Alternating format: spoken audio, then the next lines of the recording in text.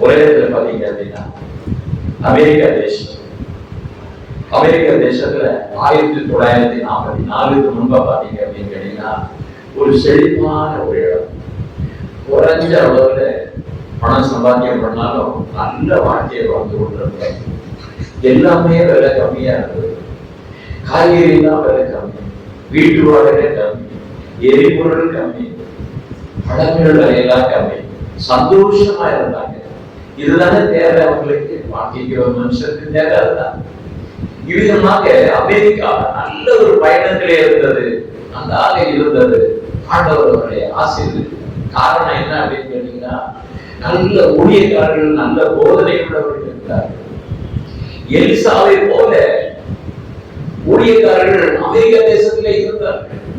தேவன் இவர்தான் என்று நிரூபிக்க ஒரு பெரிய காரியம். அது மாத்திரமல்ல, நீங்கள் தேவன் என்று நீங்கள் அறிந்து கொண்டு அவருடைய சமத்துல உங்களை படித்துக் கொள்ள வேண்டும், அவருடைய சமத்துல தாழ்மை கொள்ள வேண்டும், கர்த்தருடைய கிருபையை பெற்றுக் கொள்ளுங்கள் என்று பலவாறு அவர் புரிந்தார்கள். அப்படிப்பட்ட ஒரு எழுத்து அந்த தேசத்துல 1944க்கு முன்னாடி நிறைய இருந்தது. அதனாலதான் உலகம் முழுவதும் கேத்தலிக்ஸ் அதிகமான சபைகள் எழுந்துச்சு. அமெரிக்காவில் எழுதக்கூடிய காரணம் என்ன அப்படின்னு கேட்டா, ஆவிக்குரிய போதனை, ஆவிக்குரிய ஊழியர்கள் இருந்தாங்க. ஒரு தேசத்தை வழி நடத்துகின்ற இன்றைக்கும் பாருங்க, அமெரிக்கா தேசத்துல எந்த ஜனாதிபதி யார் வந்தாலும் சரி, அவருடைய ஏதாவது ஒரு சபையில இருந்து அங்கீகரிக்கப்பட்ட ஒரு மனுஷனால தான் அனுப்புவாங்க. பாப்டிஸ்ட் மிஷன், மெத்தடிஸ்ட் மிஷன், பிரெஸ்பிட்டரியன், இந்த மாதிரி இந்த சபைகள் இருந்துதான் அநேகர்கள் ஜனாதிபதியாக வர்றாங்க. காரணம் என்ன அப்படின்னு கேட்டீங்கன்னாக்க, அங்குள்ள போதனை அப்படியாக இருக்கிறது. அரசியலை குறித்து, ஆழ்ந்த சிந்தனைகளை குறித்து இன்னைக்கு அந்த போதனை கிட்டத்தட்ட 200 குடும்பங்கள் அமெரிக்க தேசத்துல சபையில இருக்கிறவர்களுக்கு அரசியலே கற்றுக்கொள்ளுங்கள் என்று சொல்லி போதனை பண்றாங்க. நீங்க அரசியலுக்கு போகல அப்படின்னா அமெரிக்கா தேசம் சாத்தாண்ட போயிடும் அப்படின்னு சொல்லி கற்றுக் கொடுக்குறாங்க. ஆனா அப்படின்னாலதான் இன்னைக்கு இந்த அமெரிக்காவுடைய பாரம்பரியம் கொஞ்சம் கொஞ்சமாக அப்படியாக வளர்ந்தது ஆண்டவருக்குள்ளாக. இது எத்தனை பேருக்கு தெரியுமா தெரியாது. ஆனா இந்த ஒரு உண்மையை நான் உங்களுக்கு சொல்ல விரும்புகிறேன். அதுக்கப்புறம் என்ன நடந்தது என்று நான் பார்க்கப்படும்போது, இடையிலே சட்டங்களை கொண்டு வந்தார்கள். அதுதான் அமெரிக்காவுடைய வீழ்ச்சிக்கு ஒரு பெரிய ஆரம்பமாக இருந்தது. எப்போ அப்படின்னு கேட்டீங்கன்னா 1960 வரைக்கும் என்ன ஆச்சு அப்படின்னு கேட்டீங்கன்னா, பள்ளிக்கூடங்களிலே ஜபத்தை தடை செய்தாங்க.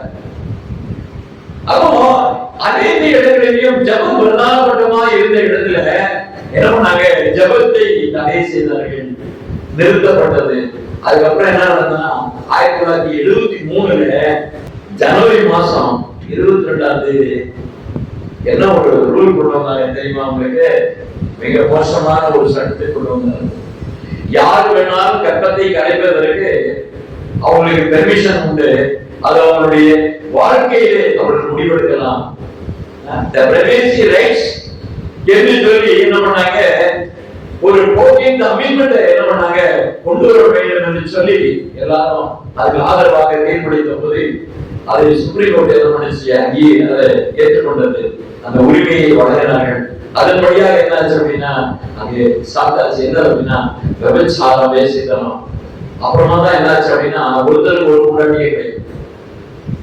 அப்பப்ப என்ன பண்ணுவாங்க, டைவர்ஸ் பண்ணுவாங்க, மாத்திடுவாங்க. இன்னைக்கு இருக்கிறவங்க நாளைக்கு இருக்க மாட்டாங்க. இப்படியாக என்னாச்சு அப்படின்னா, கிறிஸ்துவத்திலே ஒரு விபச்சாரமான ஒரு சிந்தனைகளும் செயல்பாடுகளும் அமெரிக்காவிலே பாவம் பெருக தொடங்கிச்சு. அப்படிப்பட்ட சூழ்நிலையில் பார்க்கப்படுவது தேவன் அதனுடைய ஆசீர்வாதத்தை அப்படியாக எடுத்துக்கொண்டார். எந்த அளவுக்கு அவர்கள் இருந்தார்களோ அந்த அளவுக்கு அவர்களை ஆசீர்வதித்தார்.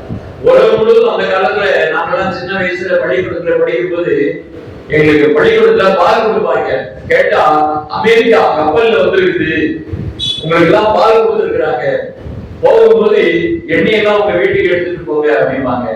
அப்புறம் கோதுமையினுடைய பொருட்கள் எல்லாம் கொடுப்பாங்க, உங்க வீட்டுக்கு கொண்டு போங்க அப்படிம்பாங்க பள்ளிக்கூடத்துல நான் படிக்கும் போது. அதுக்கப்புறம் என்ன அப்படின்னு கேட்டாங்க, மதிய உணவு உங்களுக்கு உண்டு என்று சொல்லி என்ன பண்ணுவாங்க, கோதுமையினுடைய பொருட்களை என்ன பண்ணுவாங்க அப்படின்னா உப்மா மாதிரி கஞ்சி மாதிரி ஏதோ போட்டு செய்வாங்க. அப்படிலாம் கூட்டாங்க. இந்த காலத்துல கொடிய பஞ்சம், எங்க இந்தியாவில் கொடிய பஞ்சம் இருந்தது. தமிழ்நாட்டுல அதிகமான பஞ்சம். அப்பெல்லாம் கஞ்சி தொட்டியை வச்சுக்கிட்டு இருந்தாங்க. அந்த கஞ்சி தொட்டி காலத்துல என்னாச்சு அப்படின்னு கேட்டாங்க, இந்த எதிர்கட்சியா இன்னைக்கு அன்னைக்கு இருந்தவர்கள் டிஎம்கே, அந்த சமயத்துல என்னாச்சு அப்படின்னா கஞ்சி தொட்டிய காரணத்தை காட்டி இவங்க இருந்தாங்கன்னா பஞ்சம் வரும், நாங்க வந்தோம்னா பஞ்சமே வராது அப்படின்னு சொல்லி என்ன பண்ணாங்க, ஜனங்கள் எல்லாம் பிடிச்சி இழுத்துட்டாங்க. அப்படிதான் ஆட்சி மாற்றமே தமிழ்நாட்டுல ஏற்பட்டது. எதுக்காக நான் அரசியல் பேசுறதுக்காக நான் சொல்ல விடல, ஒரு காரியத்தை நான் சொல்றேன். பஞ்சம் ஏன் வந்தது அப்படிங்கிறதை பற்றி. ஒரு தேசம் தண்டிக்கப்படுகிறது, தண்டிக்கப்படுகிறது, ஒரு தேசத்துல ஒரு பிரச்சனை வந்தது என்று பார்க்கப்படும்போது ஒரு சில காரியங்களை நாம் என்ன செய்யணும், கற்றுக்கொள்ள வேண்டும், தெரிந்து கொள்ள வேண்டும். கர்த்தருடைய நாமத்துக்கு ஸ்தோத்திரம் உண்டாவதாக. பெரிய சவாலை இன்னைக்கு உலகத்தில் சந்தித்துக் கொண்டிருக்கிறதை நாம் பார்க்க முடிகிறது. இன்னைக்கு கையில எல்லாம் வசதியா இருக்கிறீங்க, எல்லா வசதியும் இருந்தாலும் கூட இன்னைக்கு ஆயில் கிடைக்கிறது இல்ல.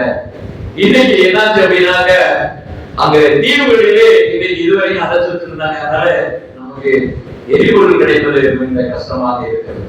இதெல்லாம் ஆண்டவர் சொல்லி வச்சிடலாம். ஏன்னா திடீர்னு பஞ்சங்கள் உணவு பஞ்சம் வரும் அப்படின்னு ஆண்டவர் சொல்லியிருக்காங்க. கொள்ளை நோயும் வரும் அப்படின்னு சொல்லியிருக்காங்க. யுத்தத்தின் செய்திகளை கேள்விப்படுகிறார். ஆனாலும் கூட முடிவு உடனே வராது. இது வேதனையினுடைய ஆரம்பம் என்று ஆண்டவர் சொல்லியிருக்காங்க. எதற்காக நாம் இதை பார்க்கிறோம் என்று பார்க்கப்படுவது, அமெரிக்காவிலே பாலின கொள்கையை கொண்டு வந்து சுதந்திரம் என்கிற பெயரில் விபச்சாரத்தை வெளியிட்டார்கள். இந்திய தேசத்துல ஜிசே சந்திராசூரன் ஒருத்தர் இருந்தார். அந்த மனுஷன் என்ன பண்ணாரு அப்படின்னா இதே அமெண்ட்மெண்ட்டை காப்பி அடிச்சுட்டு இந்தியாவில் என்ன பண்ணாங்க அப்படின்னு கேட்டாங்க, சுப்ரீம் கோர்ட் ஒரு தீர்ப்பு கொடுத்தாங்க. இதையும் என்ன பண்ணிட்டாங்க, ஆணவன் கல்யாணம் பண்ணிக்கலாம், பெண்ணு கல்யாணம் பண்ணிக்கலாம் அப்படின்னு சொல்லிட்டு என்ன பண்ணிட்டாங்க, ஓய்வு சேர்க்கைக்கு ஆதரவாக தீர்ப்பளித்த. அப்ப இந்த தேசத்திற்கு இந்த கேள்வி எப்படி வருது அப்படின்னா, அமெரிக்கால இந்த சம்பவம் நடந்த பிறகு அங்க தேசத்துல என்னாச்சுன்னா கேள்வி வந்தது. அங்க என்னாச்சு அப்படின்னா பாவம் பெருக பெருக அங்க ஆசீர்வாதம் குறைந்தது, அமைதி குறைந்தது, நல்ல ஒரு ஜனம், நல்ல ஒரு கூட்டம் எல்லாமே குறைந்து விட்டது. ஆலயத்தில் ஜனங்கள் குறைந்தார்கள், ஜபம் குறைந்தது, எல்லாமே மாறி போச்சு. இன்னைக்கு இந்திய தேசத்துல இந்த சட்டம் வந்த பிறகு என்னாச்சு அப்படின்னு பார்த்தா நிறைய இடங்களே நீங்க பார்த்துருக்கீங்க, சுத்தி பாக்குறீங்க, என்னென்னவோ நடந்து கொண்டு இருக்கிறது. யாரோ ஒருத்தருடைய மனைவியை யாரோ அபகரிச்சுட்டு போயிட்டாங்க, போலீஸ்ல கம்ப்ளைண்ட் கொடுத்து கோர்ட்ல போய் இருக்குது. கடைசியில அது சுப்ரீம் கோர்ட்டுக்கு போயிடுச்சு. அங்க போய் அந்த தீர்ப்பு சொல்லப்படுகிறது என்ன அப்படின்னா, அது அவருடைய சுய நிர்ணயம், அவ விருப்பப்பட்டு போயிருக்கிறதுனால இதுல என்ன பண்ண அந்த கேஸ் வழக்கை தள்ளுபடி பண்றேன் அப்படின்னு சொன்னதுக்கு காரணம் என்ன கேட்டீங்கன்னா, நீதிபதிகளும் அந்த குற்றத்துல இருக்கிறாங்க, அந்த பாவத்துல இருக்கிறாங்க. அப்படியாக இந்திய தேசத்திற்கு வரக்கூடிய சாபங்களை இனிமே யாரும் தடுக்க முடியாது. நீங்க கொண்டு வருகிற சட்டத்தின் மூலமாகத்தான் தேசத்திலே என்ன வரும் அப்படின்னா நல்லது கெட்டது நடக்கும். ஆண்டவருடைய திருச்சட்டம், ஆண்டவருடைய கற்பனை, ஆண்டவருடைய நீதி நியாயங்கள் உலகத்தில் அந்த காலங்களில் என்ன அப்படின்னா சட்டங்களை அன்றைக்கு என்ன பண்ணாங்க வைத்திருந்தார்கள். அது மூலமா தான் சட்டம் உலகத்தில் ஏற்கப்பட்டது. சுப்ரீம் கோர்ட் வாசல்ல அமெரிக்கால பாத்தீங்கன்னா 8 வாசல்லையும் என்ன அப்படின்னா 10 கமாண்ட்மெண்ட்ஸ் வச்சிருப்பாங்க. அப்போ கர்த்தருடைய வார்த்தைகள் தான் இந்த உலகமே என்னாச்சு, அவருடைய சட்டத்தின்படிதான் ஆளுகை இருந்தது, சபையும் இருந்தது, சபையும் அந்த உலகத்திலே இருந்தது, குற்றங்கள் குறைந்தது, தேவன் அவருடைய ஆசீர்வதித்தார் என்று நாம் பார்க்க முடிகிறது. அந்த நேரத்துல பீட்டர் மாஸ்டர் என்கிற ஒரு பெரிய ஊழியக்காரர் என்ன பண்ண அப்படின்னா அவர் ஒரே ஒரு வார்த்தையை சொன்னார். அமெரிக்கா தேசத்திலே பெரிய பத்திரிகைகளிலே அன்னைக்கு வந்த பெரிய செய்தி அதுதான். பெரிய போதகராக இருக்கிறாரே, அவர் என்ன சொல்கிறார் என்று சொல்லி அன்னைக்கு பார்க்கப்படும் போது அவர் சொன்னாரே, எனக்கு ஆண்டவர் கொடுத்த ஒரு வார்த்தை என்று சொல்லி 1 ராஜாக்களுடைய புத்தகம் 12வது அத்தியாயம் 21வது வசனத்தை குறித்து அவர்களிடத்திலே பேசினார். அப்பொழுது எலியா சகல ஜீவிதண்டைக்கு நீங்கள் எந்த மட்டும் 2 நினைவுகளால் குந்தி நடப்பீர்கள். 2 காரியம் நீங்க உலகத்தில் இருக்கிறது. இன்னைக்கு நான் கிறிஸ்தவன் என்று சொல்லி நான் ஆண்டவருடைய சமூகத்துல நான் அறிக்கை செய்கிறேன், நான் ஆண்டவருடைய பிள்ளை என்று சொல்லி சாட்சி கொடுக்கிறேன். ஆனா என்ன அப்படின்னாக்க ஆண்டவர் சொல்கிற வார்த்தையின்படியாக அவர் சொன்னாரு, நீங்கள் குந்தி நடக்கிறீர்கள் என்கிற வார்த்தையின்படியாக நீங்க இருமனம் உள்ளவர்களா இராதீர்கள் என்று சொல்லி அவர் பிரசங்கம் பண்ணாரு. அப்பதான் சொன்னாரு, எலிசா சொல்லுகிறாருன்னா சும்மா சொல்லுங்க. எலிசா அந்த ஒரே தேவன் என்பதை இந்த உலகத்துக்கு நிரூபித்தார். அந்த காலத்துல பூஜாரிகளை எல்லாரையும் கூட்டோட கொண்டு போய் என்ன பண்ணார் அப்படின்னா, ஆத்தங்கரையில கொண்டு போய் வெட்டி கொண்டார். இவர்தான் தேவன் என்பதை அவர் இந்த உலகத்திலே காண்பித்தார். இவர்தான் அந்த ஆண்டவர் என்பதை காண்பித்தார். அந்த யெகோவா தேவனே தேவன் வேற யாரும் கிடையாது என்று சொல்லி அன்றைக்கு நிரூபித்தவர் அந்த எலிசா. அவர்கள் பலியிட வந்தார்கள், இவர்கள் பலியிட வந்தார்கள். அங்கே பலி வைக்கப்பட்டிருக்கிறது, அங்கே விறகு வைக்கப்பட்டிருக்கிறது, அங்கே காளை வைக்கப்பட்டிருக்கிறது. ஆனா என்னாச்சு அப்படின்னா அக்கினி இறக்கவில்லை. அதுக்கப்புறம் அவர் சொல்லுகிறாரு, என்ன சொல்லுகிறாரு, என்ன சொன்னா, என்ன உங்க கடவுள் எங்க வேலைக்கு போயிட்டாரா, தூங்கிட்டு இருக்கிறாரா, வேற ஏதாவது வியாபாரம் பண்ணிட்டு இருக்கிறா, வேற யாரும் பேசிட்டு இருக்கிறாரா, போய் கூப்பிடியா அப்படின்னா. திரும்பி என்ன பண்ணாங்க, அங்கே மேளம் இருந்தது, நடனம் இருந்தது, எல்லா காரியமும் இருந்தது. அக்கினி மட்டும் அக்கினி வரல. இன்னைக்கு இருக்கக்கூடிய தேசத்துல இன்னைக்கு என்ன வழி நடந்து கொண்டிருக்கிறது? இன்னைக்கு அநேக புரட்சியாளர்கள் பலி செலுத்துகிற காரியத்தை நாம் பார்க்கிறோம். அநேகர்கள் என்ன பண்றாங்க, இசை இருக்கிறது, நடனம் இருக்கிறது, பயங்கரமான ஒரு பெரிய சத்தத்தோடு அதிர்த்துக்கிறதுக்காக பயங்கரமா பூமி அந்த மாதிரி அடிச்சுட்டு வருவாங்க. அந்த மாதிரி மைக் செட்டை போட்டு கொண்டாடுவாங்க. அப்படிப்பட்ட இடத்துல என்னாச்சு அப்படின்னா, அந்த இடத்துல இருந்து பரலோகத்திலிருந்து அக்கினி வரவே. ஆனால் எலிசாவுடைய காரியத்தில் நீங்கள் பார்க்கப்படும் போது அதில் சொல்லப்பட்டிருக்கிற ஒரு வார்த்தையின்படியாக நாம் பார்ப்போம், கர்த்தர் தெய்வமானார் அவரை பின்பற்றுங்கள். இந்த ஒரு காரியம் அவர் மார்சல் சொன்ன ஒரே ஒரு வார்த்தை, கர்த்தர் தெய்வமானார் கர்த்தரை பின்பற்றுங்கள், இல்லைன்னா நீங்க பின்பற்றவே வேண்டாம் அப்படின்னு சொல்லி. இந்த தேசத்திற்கு தேவை என்ன அப்படின்னு கேட்டா, எலிசாவை போன்ற ஒரு ஊழியக்காரன் வேணும். கர்த்தரை இந்த உலகத்துக்கு நிரூபிக்கத்தக்கதாக, இந்த ஜனங்களுக்கு சரியான தண்டனை கொடுக்கத்தக்கதாக ஒரு ஊழியக்காரன் எழுப்ப வேண்டும். அப்பதான் இந்த தேசம் கட்டுப்படும், இந்த தேசம் அடங்கும், பாவங்கள் ஒழியப்படும். இப்படிப்பட்ட ஒரு காரியத்தை செய்வதற்கு எலிசா வர வேண்டும் என்று சொல்லி எலிசாவை போல ஊழியக்காரன் வரணும். இல்லைன்னா அமெரிக்கா திருந்தாது என்று சொன்னார். அதுக்கப்புறமா ஜனங்கள் என்ன பண்ணாங்க அப்படின்னு கேட்டா, கொஞ்சம் கொஞ்சம் இப்படியே திரும்பி பார்த்தாங்க. அவர்கள் சொன்னாங்க, அதுக்கப்புறம் ஆண்டவர் இன்னொரு ஊழியக்காரர் கொடுத்தாரு.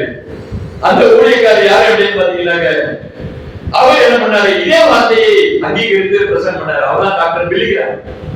சமீபத்துல அவர் மனிதர். அவர் சொன்னாரு, இந்த அமெரிக்கா பாலினை கொள்கையிலிருந்து விலகாவிட்டால் இந்த அமெரிக்காவுக்கு சாபம் சாபம் சாபம், இந்த தேசம் தத்தளிக்கும், இந்த தேசத்து மேல கர்த்தருடைய கோபம் இறங்கும் என்று சொல்லி அவர் பிரசங்கம் பண்ணாரு. அப்புறமாக பார்க்கப்படுவது இன்னொருத்தர் இறங்கினாரு. இன்னொரு ஊழியக்காரர்களும் அதே கருத்தை சொன்னாங்க. சொன்ன உடனே என்ன ஆயிடுச்சு அப்படின்னா, 3 பேரும் 4 திசைகளிலும் என்ன செய்தாங்க, பிரசங்கம் பண்ண ஆரம்பிச்சாங்க. 1957ஆம் ஆண்டு 12 வாரங்கள் ஜனங்கள் எல்லாரும் மனம் திரும்பி ஜெபிக்க வேண்டும் என்று சொல்லி 12 வாரங்கள் ஜெபத்தை அறிவித்தார்கள். 12 வாரங்கள் வீடுகளிலே ஜெபம் இருந்தது. நியூயார்க் பகுதிகளிலே 16 வாரங்களிலே ஜெபம் இருந்தது. இது தேவ எச்சரிக்கையின் சத்தம். இது எலிசாவுடைய வார்த்தை. கர்த்தர் தேவமானார் கர்த்தரை பின்பற்றுங்கள் என்று சொல்லி பயங்கரமாக நீங்கள் ஏமாற்ற குந்தி குந்தி நடப்பீர்கள் என்று சொல்லி அவர்கள் சொன்னார்கள். நீங்கள் ஆராதனையை தூக்கி போடுங்கள், கிறிஸ்துவர்கள் என்று சொல்லிக்கொண்டு நீங்கள் விக்கிரத்தை வைக்கலாமா என்று சொல்லி கேட்டவர்கள் அவர்கள். அப்படினால்தான் அங்க என்னாச்சு அப்படின்னு கேட்டாங்க, கத்தோலிக்க வரவில்லை, வளரவும் இல்லை, குறைந்தது. சரியான போதனை உங்கள்கிட்ட இருந்து சரியான தேவனுடைய வார்த்தையை அந்த பேசுகிற நீங்களா மாறினீங்கன்னா இன்னைக்கு விக்கிர குறை தேசம். நீங்க கத்தோலிக்க சபை மனம் இருக்கும். இன்னைக்கு அநேக கிறிஸ்தவர்கள் என்ன பண்றாங்க, அங்கேயும் போவா இங்கேயும் போவா, அங்கேயும் திரைவழக்கம் பண்ணுவா, இங்க போவா, புராட்டஸ்டன்ட் சபைக்கு போவா, அங்கேயும் அவனுடைய ஓட்டங்கள் இருக்கும். அப்போ எந்த மட்டுமாக இந்த ஜனங்கள் இருக்கிறார்கள், இவர்களுக்கு சரியான ஒரு வார்த்தையை போதிக்கக்கூடிய வெளிப்படுத்துகிற தேவதாசன் இல்லாதபடினாலே இந்த தேசத்துல பாவம் பெருகும், இந்த தேசத்திற்கு சாபம் வரும். இந்த தேசத்தை இனிமே ஒருவரால் கட்டுப்படுத்த முடியாது. சுதந்திரம் என்கிற பெயரிலே விபச்சாரத்தை செய்வதற்கு ஒரு தேசத்திலே ஒரு பார்லிமெண்ட் அனுமதி கொடுத்தது. இது இந்திய தேசத்திலே அந்த அனுமதி கொடுத்திருக்கிறது. கர்த்தருடைய நாமத்துக்கு ஸ்தோத்திரம் உண்டாவதாக. டேவிட் வில்கர்சன் என்கிற அவர் என்ன பண்ணார் அப்படின்னா, the vision and beyond the prophetic message, உலகத்திலே தீர்க்க தரிசனங்களை குறித்து உலகத்திலே அறிவிக்க வேண்டும் என்று சொல்லி அவர் புறப்பட்டார். தீர்க்க தரிசனங்களை உலகத்துக்கு சொல்லுங்கள், முன் செய்யப்பட்ட சம்பவங்களை சொல்லுங்கள், திருசாந்தங்களை சொல்லுங்கள், தேசத்திலே மரணங்கள் உண்டாக வேண்டும் என்று சொல்லி அவர் பிரசங்கம் பண்ணாங்க. இப்படிப்பட்ட 3 ஊழியக்காரங்க எழுதினாங்க. இன்னைக்கு எந்தெந்த திருச்சபையில எத்தனை பேர் எழுதி இருக்காங்க? அன்னைக்கு எழுதுற மாதிரி ஊழியக்காரனா இருக்கிறதுல தப்பு இல்லை, ஊழியத்துல பிரசங்கம் பண்ணுகிறது தப்பு இல்லை. அந்த ஜனங்களை தேவனுடைய கரத்திலே வைத்து அவர்களை விசாரிக்கிற அந்த நியாய தீர்ப்பை குறித்து பேசுகிற ஊழியக்காரர்கள் இருக்காங்களான்னு பார்த்தா இல்லை. இன்னைக்கு தேசமானது மீட்கப்பட வேண்டும், ஜனங்கள் மீட்கப்பட வேண்டுமானால் சரியான தீர்க்க தரிசன வார்த்தைகளையும் நியாயத்திற்கின் வார்த்தைகளையும் சொல்ல வேண்டும் என்று ஆண்டவர் விரும்புகிறார். அன்றைக்கு தேசத்திலே அவிதமாக எழுப்பினார்கள். அவிதமாக புறப்பட்டு நின்ற போது அவரை பார்த்து சொல்லி கேட்டாங்க, ஐயா நீங்க பெரிய பிரசங்கரா இருக்கீங்க, நீங்க அமெரிக்காவுக்கு ஜனாதிபதி ஆயிருங்க அப்படின்னு சொல்லி கேட்டாங்க. ஜனங்களெல்லாம் அவங்களை விரும்புகிறாங்க அப்படின்னு சொன்னாங்க. ஆனா அவர் என்ன சொன்னார் அப்படின்னு கேட்டா, ஜனாதிபதி பெரிய பதவியே கிடையாது, அதுக்கு மேலான ஒரு பதவி இருக்கிறது, அந்த பதவியிலே நான் உட்கார்ந்து கொண்டு நான் கீழே வரமாட்டேன் என்று சொன்னார். இன்னைக்கு டாக்டர் ரீகன் பீட்டர் வாசல் இப்படிப்பட்ட ஒரு பெரிய தெய்வீக செய்திகளை, எச்சரிப்பின் செய்திகளை தேவதாசர்கள் கொடுக்க வேண்டும், ஊழியக்காரர்கள் பிரசங்கிக்க வேண்டும். இதைத்தான் ஆண்டவர் சொல்கிறார். என்ன சொல்கிறார்? தேவ ஆவியானவர் வருவார், தேற்றோடு வருவார், பரிசுத்த ஆவியானவர் உங்களுடைய மத்தியிலே வருவது பாவத்தை குறித்தும் நீதியை குறித்தும் நியாயத்தை குறித்தும் கண்டித்து உணர்வார். அவங்களுக்கு பரிசுத்த ஆவி இருந்தது, அவங்க பிரசங்கம் அப்படி இருந்தது. தேசத்திலே உணர்த்தப்பட்டது.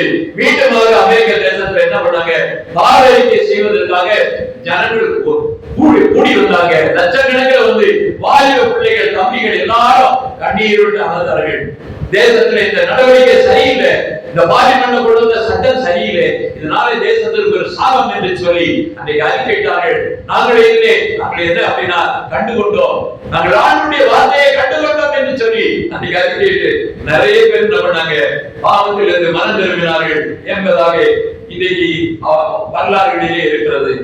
ஏன் எச்சரிக்கை தூது கொடுக்கிறாங்கன்னா, அவைகள் இருக்குது அப்படின்னா அவன் சாஸ்திர கல்வியாளர்களாக இருந்தாங்க. இப்ப நீங்க பேசுறீங்க, மோசே வந்து சகல சாஸ்திரத்தில் வல்லவனாயிருந்தான், பவுல் சகல சாஸ்திரத்தில் வல்லவனாயிருந்தான், சகல காரியங்களை கற்பித்த ஞானிகளாக இருந்தாங்க. அவன் சாஸ்திர புருஷர்கள், சாஸ்திர கல்வியாளர்கள், வேதத்தை முழுமையாக கற்றவர்கள், ஆவியுடைய உபதேசத்தை, பரிசுத்தாவிய உபதேசத்தை கற்றவர்கள், இயேசு கிறிஸ்துவின் கடைசி கால தீர்க்கதரிசனத்தை கற்றவர்கள் தான் இந்த உலகத்துக்கு சொல்ல முடியும். வேற எவனும் சொல்ல மாட்டான். உங்களை ஆசீர்வதிப்பார். காணிக்க சத்தமா போடாதீங்க, சைலண்டா போடுங்க, நோட்டா போடுங்க, சில்லியா போடாதீங்க. வெள்ளி பொருள் கத்துடையது அள்ளி போடுங்க, வெள்ளி பொருள் வச்சிருக்காதீங்க, சாபம் ஆண்டவர் கொண்டு வந்து போடுங்க அப்படின்னு சொல்லி பிரசங்கம் பண்ணி இன்னைக்கு வாங்கி கொண்டு இருக்கிறாங்க. அவங்க யாரு அப்படின்னு கேட்டீங்கன்னா, அதான் கன்னியாகுமரி பக்கத்துல ஒரு ஊழியக்காரை சந்திப்பதற்கு அவருக்கு ஒரு ஊழியம், அவருக்கு நான் ஒரு பைபிள் டீச்சிங் பண்ணிட்டு இருக்கிறேன்.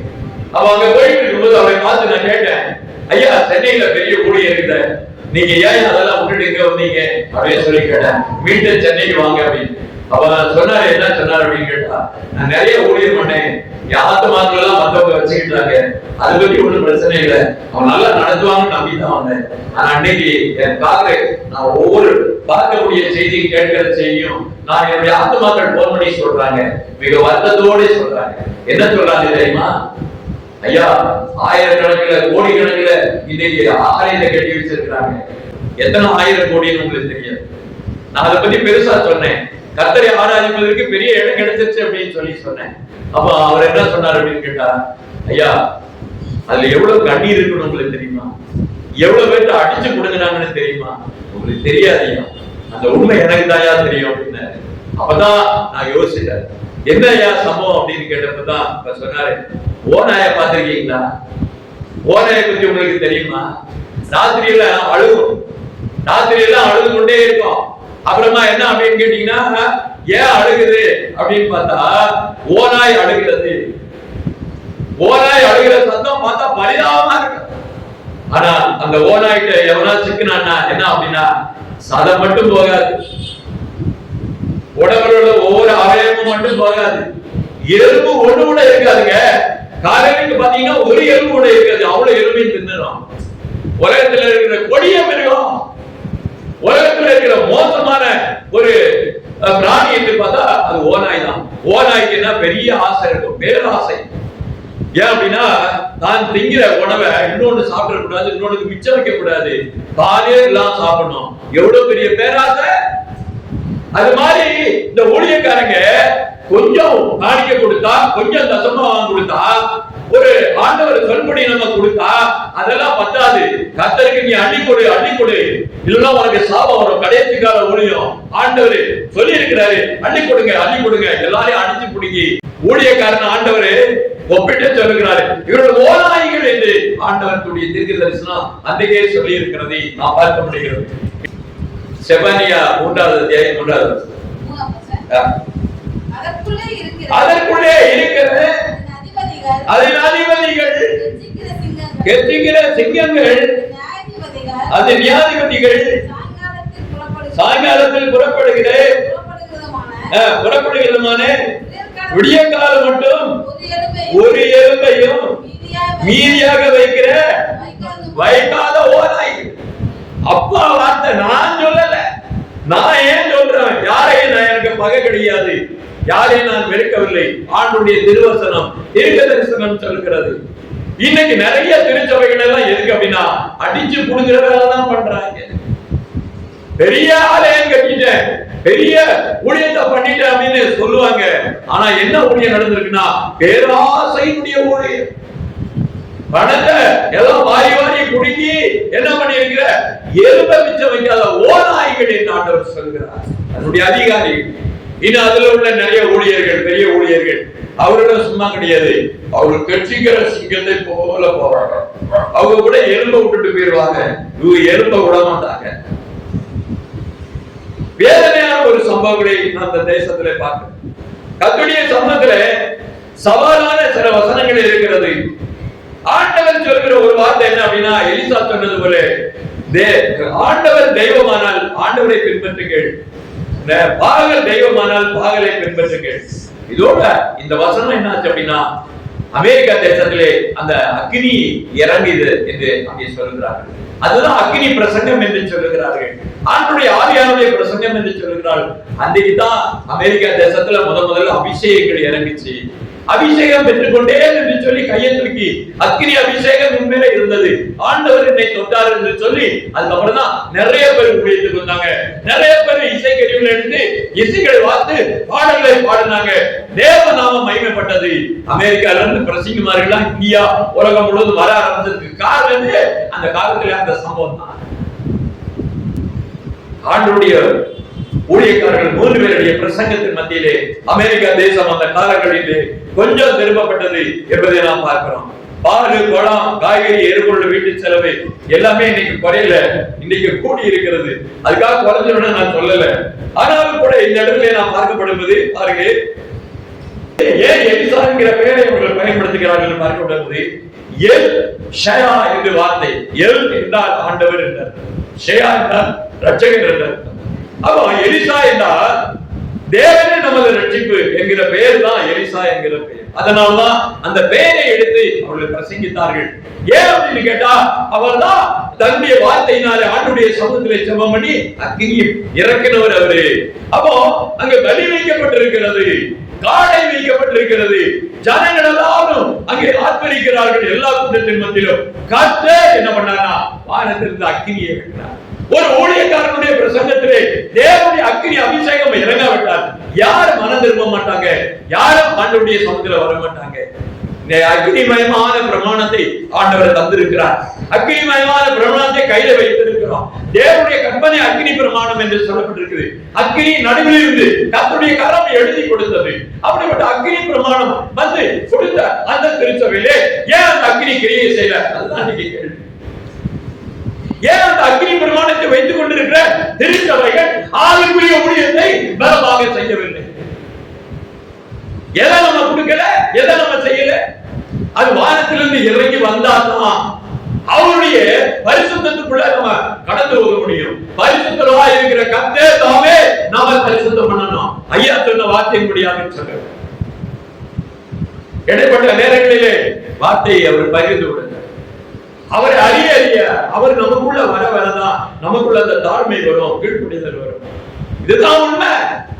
வேதத்தை என்னைக்கு தியானமே கிடையாது. ஒரு நாளைக்கு 24 மணி நேரம் உங்க வாழ்க்கையில ஆண்டவருக்காக எவ்வளவு நேரம் செயல்பட்டு எவ்வளவு நேரம் நீங்க செலவிட்டு வேதாகமத்தை படித்து ஆண்டுடைய சமயத்துல ஜெபம் பண்ணி இருக்கிறீங்க.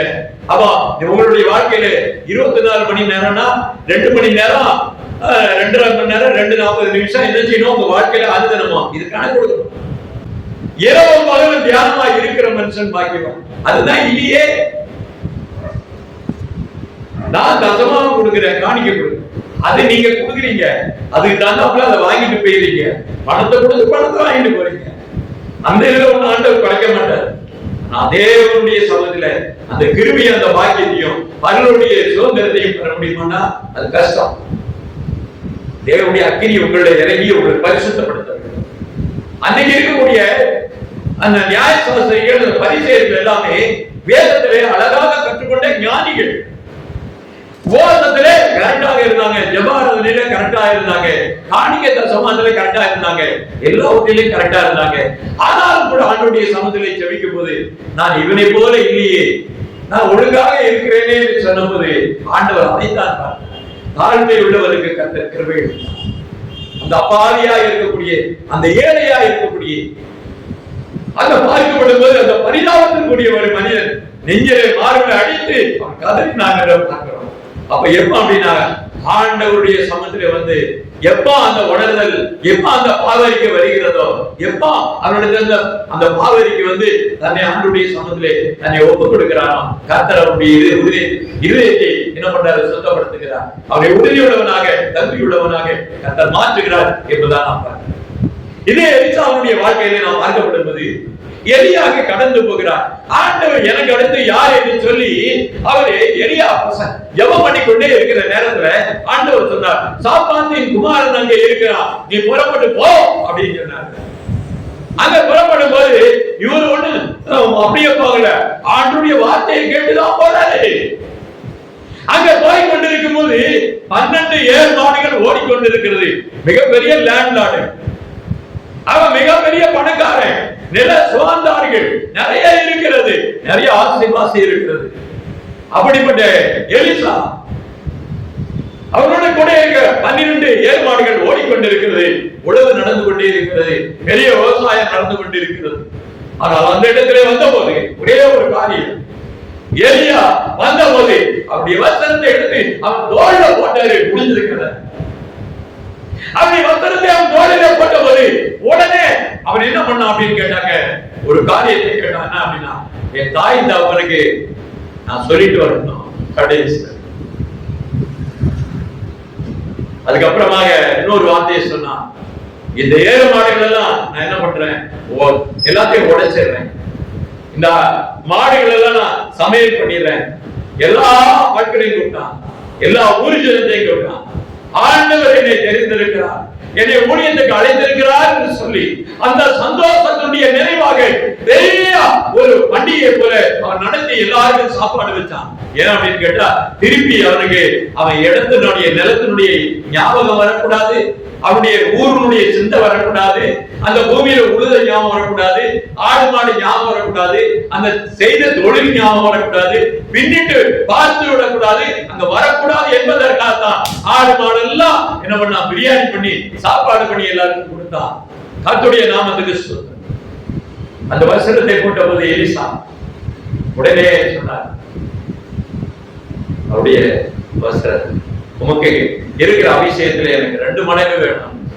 அப்ப இதுல இருந்து என்ன தெரியுது, அவன் உழுது கொண்டே இருந்தாலும் அவருடைய சிந்தனை எல்லாம் ஆண்டவரை நோக்கி இருக்கிறது. அதுக்கு நம்ம ஆண்டவரிடத்திலே காத்து கொண்டே இருந்தான், ஆண்டுடைய வார்த்தைக்காக காத்து கொண்டிருந்தான், ஆண்டுடைய வழிநடத்தலுக்காக காத்து கொண்டிருந்தான். ஆண்டவரே நீர் என்னை எப்பொழுது கூப்பிடுவீர் என்று காத்து கொண்டிருந்தான். அவன் ஆயத்தமா இருந்தபடினால்தான் ஆண்டவர் எலியாவை அனுப்பி அவன் மேல வசனத்தை போட்டு ஊழியத்துக்கு அழைத்து கொண்டு போனார் என்பதான் நாம் பார்க்கிறோம். அவன் தான் அதுக்கப்புறமாக எலியாவோட 2 மடங்கான ஊழியத்தை செய்வதற்கு கர்த்தர் அவனை நிறுத்தினார். அவன் தான் அக்கினியை இறக்க முடிந்தது.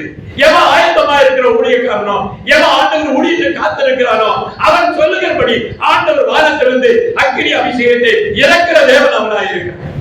இன்னைக்கு இருக்கிற கூட்டம் எல்லாம் அக்கினி அபிஷேகம், அந்த அபிஷேகம், வா வா வா அப்படின்னு சொல்லி எல்லாம் கூப்பிட்டுக்கிட்டு எல்லாம் ஏமாந்து எல்லாம் மோசடியான சம்பவங்கள் நடக்கிறது.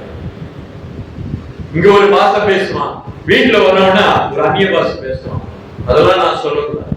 அது புருஷ கொண்டாடிக்குள்ள பேசுகிற அந்நிய பாஷை. அவ்வளவு கெட்ட வார்த்தைகள், எவ்வளவு காரியங்களை நான் பார்க்கிறேன். கையில பைபிளோட போனதோட சரி, வெள்ளஞ்சோடமா போனதோட சரி, வீட்டுக்குள்ள போன உடனே அந்த சம்பவம் தொடங்கி. எங்கே உண்மையான அக்னி அபிஷேகம் இருக்கிறது? உண்மையான ஒரு ஊழியக்காரன் எழுப்பினாருடைய வாரத்திலிருந்து ஒருத்தருக்கு அபிஷேகத்தை கொடுக்க முடியும். எவன் தொடப்பட்டவனோ, எவன் ஆயத்தமா இருக்கிறானோ, கர்த்தரால் அழைக்கப்பட்ட தேவ புருஷன். அவன் ஒருத்தன் வந்துதான் அந்த தேசத்தையே மாத்தி இருக்கிறான், இந்த உலகத்தையே மாத்தி இருக்கிறான். இந்த உலகத்துக்கு ஆண்டவருக்காக சாட்சியா நின்றவன் அவன். அதுபோல இன்னைக்கு தேவனுடைய அக்னி அபிஷேகம் இல்லாம இந்த உலகத்துல உங்களால சாட்சியா நிக்க முடியாது, ஒருபோதும் முடியாது. நான் சாட்சி சொல்ல போறேன், நான் அதை சொல்ல போறேன் அப்படின்னா ஒன்று நடக்க வேதாகமம் சொல்லுகிறது, விசுவாசிக்கிறார் நடக்கும் அற்புதங்கள் என்று சொல்லப்பட்டிருக்கு. இயேசுவின் பேர்ல பூரணமான ஒரு விசுவாசம், ஒரு அன்பு இருந்தாலே நீங்கள் ஜெபிக்கிற ஜெபம் கேட்கப்படும், வியாதிகள் குணமடையும், சுகமடையும். கர்த்தர் உங்களுக்கு கொடுத்த ஒரு சாட்சி. நம்பிக்கை இருக்கிறது, விசுவாசம் இருக்கிறது. ஆனால் ஆவியினுடைய அக்கினியுடைய அபிஷேகம் இல்லை என்றால் அந்த திருச்சபை, அந்த ஊழியக்காரர்கள் அந்த மக்களை இந்த நாட்களே எந்த வழியிலே அவர்கள் ஆண்டுடைய சமத்திலே வழிநடத்த முடியும்? யோசித்து பார்க்க வேண்டும். இன்னைக்கு பார்க்கப்படும் போது கத்தோலிக்க சபை மற்ற ஒரு சில சபைகளை விட வித்தியாசமாக அங்கே ஆராதனை நடக்கிறது, இங்கே என்ன நடக்கிறது? பலி பூஜையும் நடக்கிறது. அதான் 2 விதமான ஒரு காரியம், ஆண்டவருக்கு பிரியமில்லாத ஒரு காரியம். இப்படிப்பட்ட ஒரு ஜீவியம் இவனை யார் மாற்றுவது? யார் அவனை அசைப்பது? அவனை யார் கொண்டு வருகிறது? இந்த சிந்தனை நம்மகிட்ட இருக்குதா? ஆனா நம்மகிட்ட வேற என்ன இருக்கு? அவன் பிசாசு, அவன் அந்தி கிறிஸ்து, வாயெல்லாம் நானெல்லாம் சொல்லிட்டு இருப்பான். எல்லாம் ஒரு வெக்கமா இல்ல அப்படின்னு சொல்லிதான் எனக்கு தோணும். நான் நிறைய பேர் நேரம் கேட்டேன், அவனுக்கு போய் சத்தியம் சொல்றதுக்கு உன்னால முடியல, அவனை விடுவிக்க உன்னால முடியல, நீ அவனை திட்டிக்கிட்டே இருக்கிற. எம்மட்டு நீ திட்டுவ? ரோமனுடைய புத்தகத்தை ஆண்டவர் கொடுத்திருக்கிறாரு. பவுல் அப்போஸ்தலன் மூலமாக ரோம புத்தகம் கொடுத்திருக்கு. ரோமன் கத்தோலிக்க ரட்சிக்கப்பட மாட்டானே எங்கேயுமே வேதத்துல இல்ல. ரோமர்கள் ரட்சிக்கப்படுவார்கள், அவர்களுக்கு என்று ஒரு நிருபம் எழுதப்பட்டது. ஏன் அப்படின்னா அங்க அன்புள்ளவன், பண்புள்ளவன், பாசமுள்ளவன் அங்க நிறைய பேர் இருக்கிறான். அவன் விடுவிக்கப்படணும். அவனுக்கு யார் சத்தியம் சொல்லுகிறது? அவன் செய்யற நன்மையான காரியங்களை நாம் செய்ய முடிகிறதா? தேவன் வளர்த்துகிற ஒரு வார்த்தை நம்ம வாழ்க்கையில பாவேலுடைய வாழ்க்கை, கத்தோலிக்க சபையில பாவேலுடைய வாழ்க்கை, இந்த உலகத்துல பாவேலுடைய வாழ்க்கை, இயற்கை வழிபாடுகள் இருக்கிறது. அவனை யார் மாற்றுவது? பாவேலுடைய வாழ்க்கையிலிருந்து நீங்க திரும்பத்தக்க ஒரு காரியத்தை, இந்த ஊழியத்தை கர்த்தர் நமக்கு கொடுத்திருக்கிறார். ஆனால் இந்த நாட்களில் நாம் என்ன செய்து கொண்டிருக்கிறோம்? எது தடையாக இருக்கிறது? இன்னைக்கு நான் ரொம்ப விசுவாசமா இருக்கிறேன், நல்ல நம்பிக்கையா இருக்கிறேன் அப்படின்னா நான் போய் ஊழியம் செய்யலைன்னா அது பெரிய பாவம். நான் வைத்திருக்கிறேன், எனக்கு சத்தியம் தெரியும் அப்படின்னா வாய் திறந்து சொல்லலைன்னா அது சாபம். ஆண்டவரே சொல்கிறார், சத்தியத்தை அநியாயமாய் அடக்கி வைத்திருக்கிற யாருக்கும் தேவ கோபம் வரும். அது பெரிய பாவம், சாபம். நிறைய தெரியும், நிறைய தெரியும், தெரிஞ்சு என்ன செய்ய? உனக்கு பின்னால் ஒரு சாபம் இருக்கிறது. தேவனுடைய ஊழியத்திலே எலிசாவுக்குள்ள ஒரு அக்கினி இறங்க வேண்டும், திருச்சபையில இறங்க வேண்டும். கர்த்தருடைய சமயத்திலே அந்த அக்கினி காணப்பட வேண்டும். இன்னைக்கு ஆண்டவர் அடையாளத்தோடு சீனாய் மலையில அக்கினியிலிருந்து காண்பித்தார். பெந்தேகோஸ்து நாளிலே அதே அக்கினி எல்லாரும் மேலே இறங்கிட்டு அவருடைய தேவனை மகிமைப்படுத்தினார்கள். அப்போ உங்க கண்ணுக்கு தெரியல, ஆவியுடைய அக்கினி இறங்கினா தான் அந்த வார்த்தைகள் ஓட புரிய முடியும், அதை அறிந்து கொள்ள முடியும், தெரிந்து கொள்ள முடியும். ஆண்டவராய் இயேசு கிறிஸ்துவை பற்றி யோவான் கொடுத்த, இன்னைக்கு அவரை கொடுத்த சாட்சி அதுதான். நான் சிறுகவும் அவர் பெருகவும் வேண்டும். அது ஒரு காரியத்தை நாம் பார்க்க வேண்டும். யோவான் கொடுக்கக்கூடிய ஒரு வார்த்தை, மிக முக்கியமான ஒரு வார்த்தை என்ன அப்படின்னு கேட்டா, அவருடைய பாத ரட்சியை நாம் அழுப்பதற்கு நான் பாத்திரவான் இல்லை என்று சொல்லுகிறாரு. ஏன் சொல்கிறார் என்று பார்க்கப்படும் போது, எனக்கு ஞானஸ்தானம் தான் தண்ணீர் கொடுத்ததுக்கு எனக்கு அதிகாரம், இன்னொரு ஞானஸ்தானம் இருக்கு, அது கொடுக்கிறதுக்கு என்னால முடியாதுமா. அது எனக்கு தெரியாதுப்பா, அது ஞானஸ்நானத்தை அவர்தான்ப்பா கொடுப்பாரு என்று சொல்லி சொல்லுகிறார். லூக்காவுடைய புத்தகம் 3ஆவது அத்தியாயத்திலே 16வது வசனத்தை வாசியுங்கள். யோவான் எல்லாருக்கும் பிரதியுத்தரமாக, நான் ஜலத்தினால் ஞானஸ்நானம் கொடுக்கிறேன், என்னையும் வல்லவர் ஒருவர் வருகிறார், அவருடைய பாதரட்சியை வாரை அழிப்பதற்கு நான் பாத்திரவான் அல்ல, அவர் பரிசுத்த ஆவியினாலும் அக்கினியினாலும் உங்களுக்கு ஞானஸ்நானம் கொடுப்பார் என்று சொல்லப்பட்டிருக்கிறது. ஞானஸ்நானத்தை தண்ணியில நான் வாங்கினேன், ஆனா அந்த வசனம் என்ன சொல்லிச்சு, பரிசுத்த ஆவியினாலையும் நீ அக்கினியில ஞானஸ்நானம் வாங்கினியா அப்படின்னு சொல்லி என் இருதயம் என்னிடத்துல பேசிக்கிட்டு இருந்தது. நான் ஏமாற்றுகிற ஒரு கிறிஸ்தவனா இருக்கிறேனே என்று சொல்லி ஆண்டவருடைய சமூகத்திலே கதறினேன், அழுதேன், காவேரிக்கே செய்வேன். ஒரு நாள் என்னாச்சு அப்படின்னா, காலையில 4 மணி இருக்கும். அந்த 4 மணிக்கு என்னாச்சு அப்படின்னா, ஊரெல்லாம் லைட் எல்லாம் ஆஃப் ஆகி பெண்கள். ஆனா என்ன ஆச்சு அப்படின்னா, கதவை பூட்டி வச்சிருந்தேன், ஆட்டோமேட்டிக்கா கதவு திறந்தது. ஒரு நடக்கிற சத்தம் கேட்டுச்சு, டக்குன்னு நடக்கிற ஒரு வரிய நடக்கிற சத்தத்தை நான் கேட்டேன். அந்த நேரத்துல பாத்தீங்கன்னா என் மேல ஒரு கை வைக்கப்பட்டது நான் பார்த்தேன், 2 கை வைக்கப்பட்டது பார்த்தேன். அந்த நேரத்துல பாத்தீங்கன்னா ஏரோப்ளேன் எப்படி சவுண்ட் இருக்கும் பாத்தீங்களா, அதே மாதிரி அந்த சவுண்ட் அந்த ரூம்ல கேட்டுச்சு, என் காதுக்கு கேட்டுச்சு. அந்த சவுண்ட் கேக்குது, என் மேல கை வைக்கிறது கேக்குது, ஒரு பெரிய சுடல் காற்று இருக்கிற மாதிரி அந்த சம்பவத்தை நான் உணர்ந்தேன். என் மேல கை வைக்கும் போது அக்கினி என்ன அப்படின்னா அப்படியே இறங்குச்சு. ஒரு 20 செகண்ட் தான், என் உடம்பெல்லாம் அப்படியே நக்கிட்டு போன மாதிரி அப்படியே. அதுக்கப்புறம் தான் நான் என்ன பண்ணேன்னா, இந்த வேதாகமத்தை எடுத்துக்கிட்டு வெளியில வந்த ஊழி வேதவசனம் எழுதப்பட்டது நான் கண்ணுல பார்த்தேன், நான் உணர்ந்தேன், நான் அறிந்தேன், நான் இப்ப ஊழியத்துக்கு போறேன் அப்படின்னு சொல்லி சொன்னேன். அப்படியாக அந்த நேரத்துல இந்த வேதாகமத்தை எடுத்து ஊழியத்துக்கு வந்தேன். இந்த அக்கினி, அந்த அபிஷேகமானது, பரிசுத்த ஆவியினுடைய அபிஷேகமானது நமக்குள்ளே வந்தாலே ஆண்டுடைய சமூகத்துல நம்மளை ஆண்டவரை எடுத்து பயன்படுத்துவார்.